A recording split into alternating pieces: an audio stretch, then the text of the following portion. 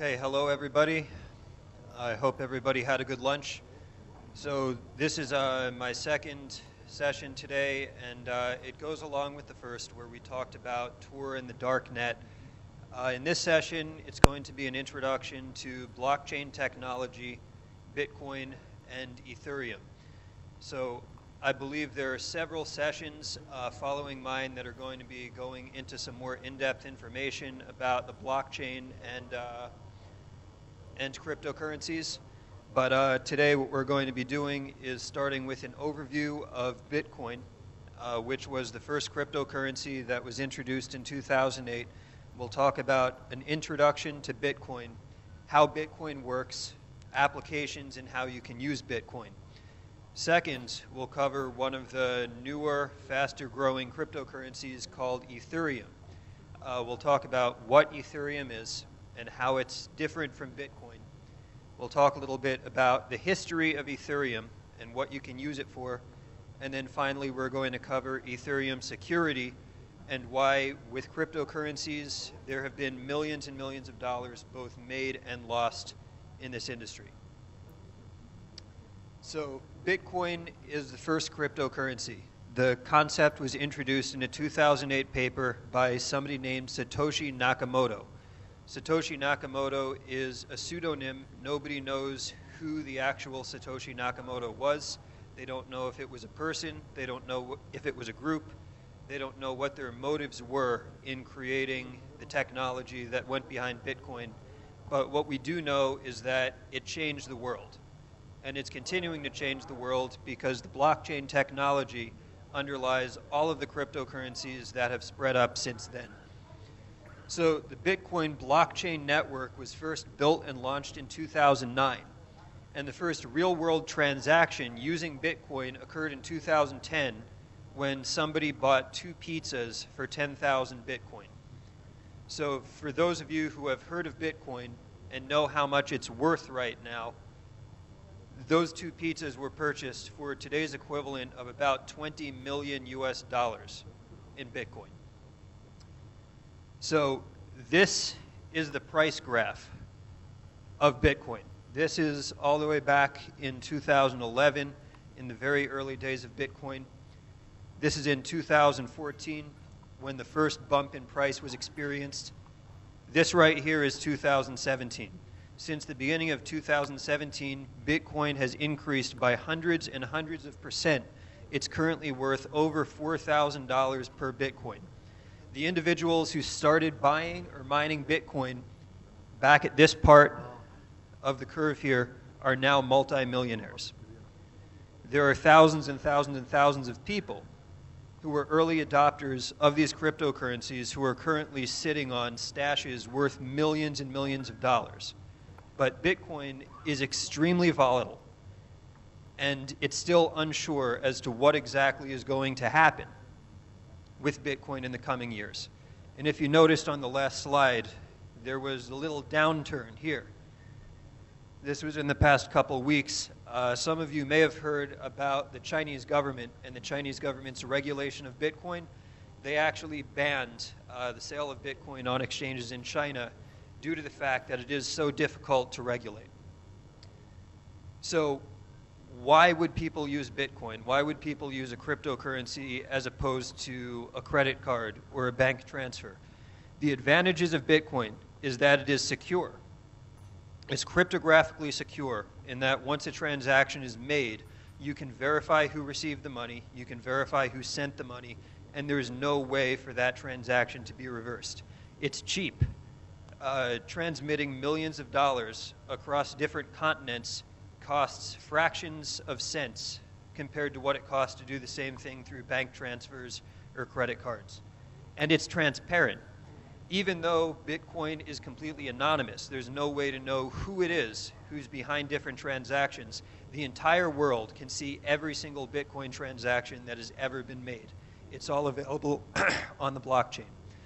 The disadvantages: fraud and security concerns. Because Bitcoin is 100% non-reversible, if somebody transmits money, there is no way to get that back. It's very commonly used on the darknet. It's very commonly used for extortations like with ransomware, and ease of use. Especially at the beginning when Bitcoin was first introduced, it was very technical. It was not accessible to people who did not have a strong understanding of computers and the cryptographic concepts behind them. However, today, Bitcoin is much more user-friendly, and there are dozens and dozens of alternatives to help even novice computer users use Bitcoin. And this year, 2017, is really the year that cryptocurrencies have taken off. Bitcoin is decentralized. There is no government, corporation, or bank that has authority over Bitcoin or the ability to control it. Bitcoin is governed by what's called the Bitcoin Network Consensus. So there's a network of thousands and thousands, if not millions, of computers all over the world that mine Bitcoin, that contribute computing power to the Bitcoin network. Each of these miners have the ability to vote to cause changes to be made to the Bitcoin algorithm. Unless a single miner has access to 50% of all of the computation power on the network, there will never be a single individual or organization who has the ability to control Bitcoin. And because the Bitcoin network is so large, it is very, very unlikely that this event would ever happen. This is what makes Bitcoin so decentralized and so powerful. And this is what causes certain entities like the government of China to be very afraid of Bitcoin, because it is something that is truly beyond any individual, any government, or any organization's control. So the blockchain technology is what powers Bitcoin as well as other cryptocurrencies. The blockchain is essentially a public ledger that is downloaded onto every single computer that accesses the Bitcoin network. Because this ledger contains every single transaction that was ever made on the Bitcoin network, it gets very large. As of today, it's about 140 gigabytes, and it's growing. So how does the blockchain work? You have these things called blocks, and every few minutes, there's a new block added to the Bitcoin network that records the state of every single transaction that was made throughout that time. The miners who are contributing their computing power into the network are the ones who process those Bitcoin transactions in exchange for rewards of new Bitcoin credentials. So essentially what it does is it gives an incentive to people to continue contributing to the network, to continue recording all the transactions, and as long as there is a network, the blockchain will continue. So everything that happens on the Bitcoin network is considered public information. When you get a Bitcoin address, like these here, it is randomly generated. It's possible to generate as many Bitcoin addresses as you want. There are 300,000 unique Bitcoin addresses that are used every single day, and there is no limit to the amount that you can create and you can use yourself if you so choose.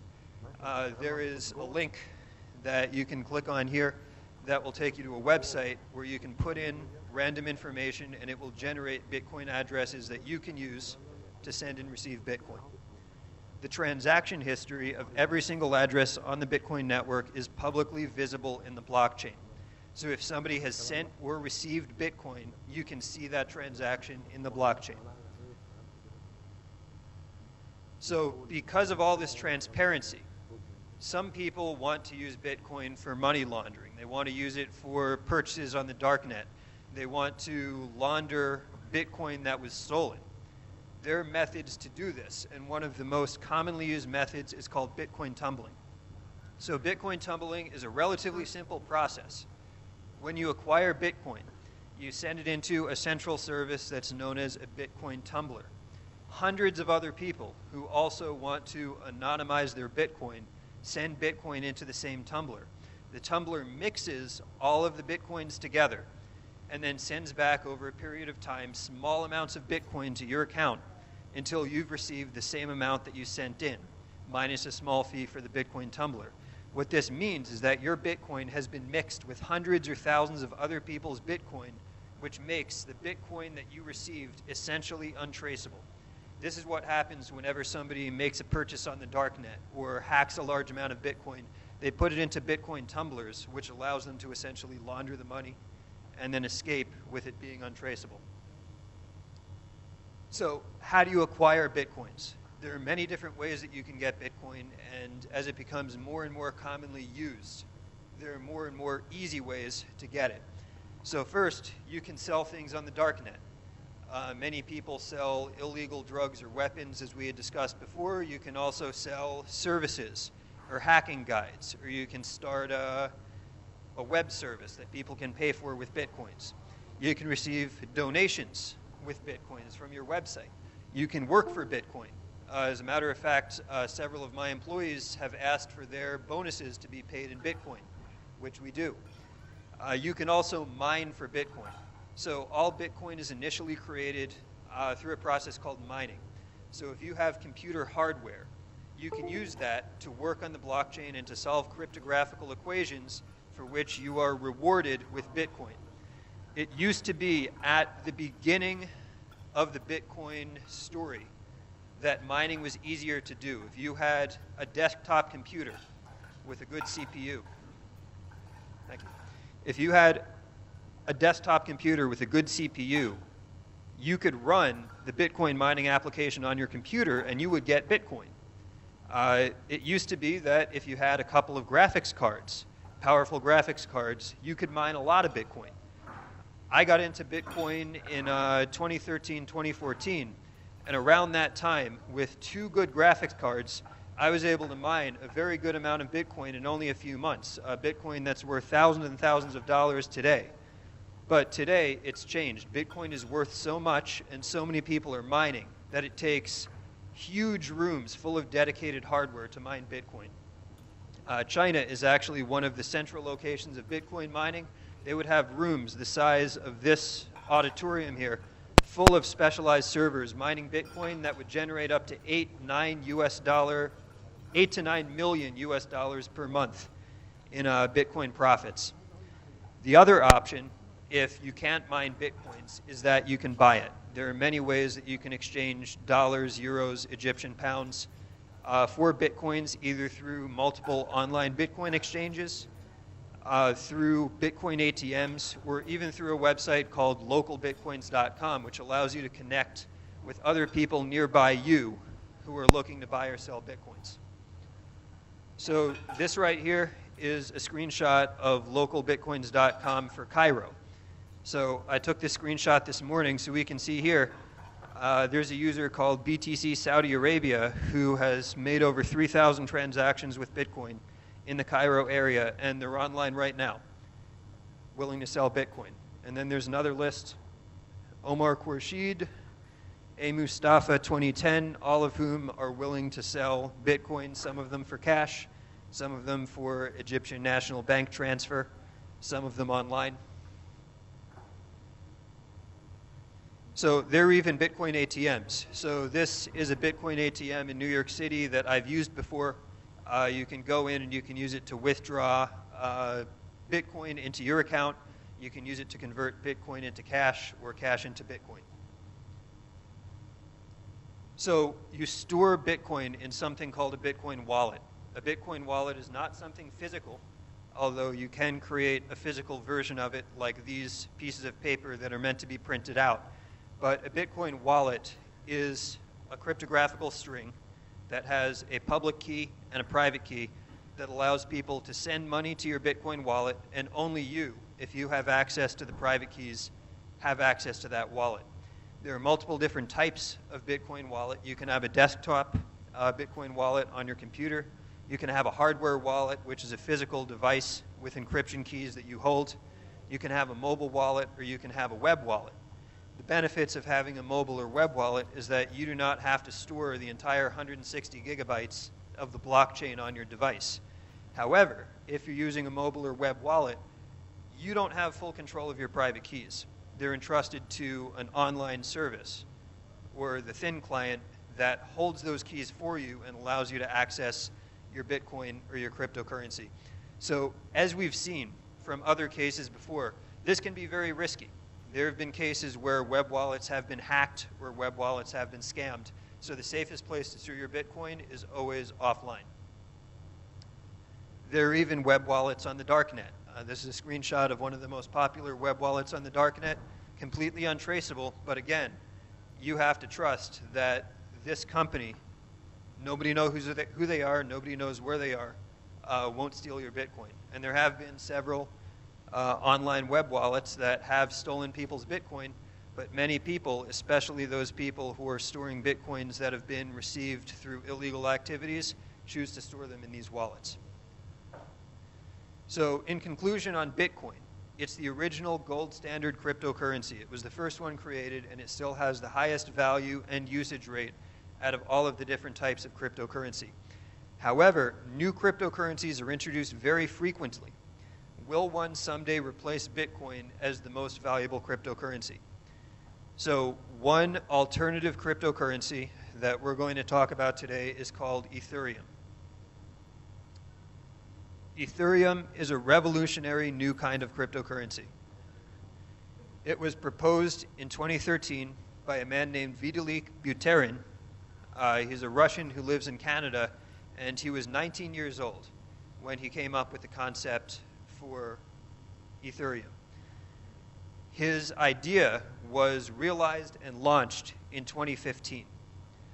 Ethereum builds on the blockchain technology that was introduced by Bitcoin, but it supports a much wider range of use cases than Bitcoin, which can only be used as a cryptocurrency. So Ethereum is currently experiencing a huge surge in population and value. So you saw the spike in Bitcoin's value in the previous graph, but there is a very similar spike that led to even higher valuations in Ethereum. So this is the Ethereum price right now, and this isn't 2011. This is only 2016. This is a little over a year and a half ago. And you can see how low it was. And then over this summer, the price of Ethereum exploded. So I had a friend who usually presents this portion of the presentation at conferences and trainings who bought Ethereum here. He made about $80,000 US by the time it got to here. Then he lost 30,000 of those dollars here, and then he gained part of that back. It's a wild ride. He's still very happy, but you can see how difficult it is and how it changes so frequently. The blockchain technology that is behind Bitcoin and Ethereum is different. So this is the Bitcoin blockchain. And you can see in each of these blocks, the state of each transaction is recorded. So we have 50 coins, 10 coins, 0 coins. Then there's a transaction where 50 coins is sent from A to B. Then you can see in the next block, the updated state of 0 coins and 60 coins has been recorded. So this is how the blockchain for Bitcoin works. However, for Ethereum, they have changed the blockchain so that it doesn't only record states. It can essentially record what's called a Turing-complete language. You can write programs that are attached into the blockchain and are run in a distributed manner across the entirety of the blockchain network. So this is a complicated concept, but it's a very powerful concept because what it essentially does is it allows Ethereum to be used as a network that can create decentralized cryptocurrency-backed applications. And this is huge. Ethereum allows for something called smart contracts. This is any kind of multi-user transaction can be created. You can make escrow services, real estate payments, voting systems, etc. Distributed code lives on the blockchain and is cryptographically verified. All of the transactions are transparent and verifiable, but like Bitcoin, they allow the participants to remain anonymous if they so choose. Smart contracts can be used for building distributed applications. These applications can also be crowdfunded through something called an ICO, or an initial coin offering. ICOs have really only appeared in the last year. This is the bleeding edge, the newest of the new in cryptocurrencies. So an ICO allows users to exchange cryptocurrency for investment in a venture that's built on Ethereum. They offer a high risk, high reward. During Ethereum's initial coin offering, Ether coins were sold for 30 cents each. And you saw that those same Ether coins are worth close to $400 US right now. However, $1.27 billion was raised in the first half of 2017 in initial coin offerings, which is more than early stage venture capital. So more money was raised through initial coin offerings than standard investments. But Ethereum, because it is such a new system and it is so untested, it's very, very susceptible to hacking. In 2016, an ICO called DAO, which was a decentralized Ethereum crowdfunding network, raised $150 million US, and it raised this in a matter of days. However, several months later, 50 million of that was stolen by an unknown hacker who found and exploited a bug in the smart contract code that was running this system.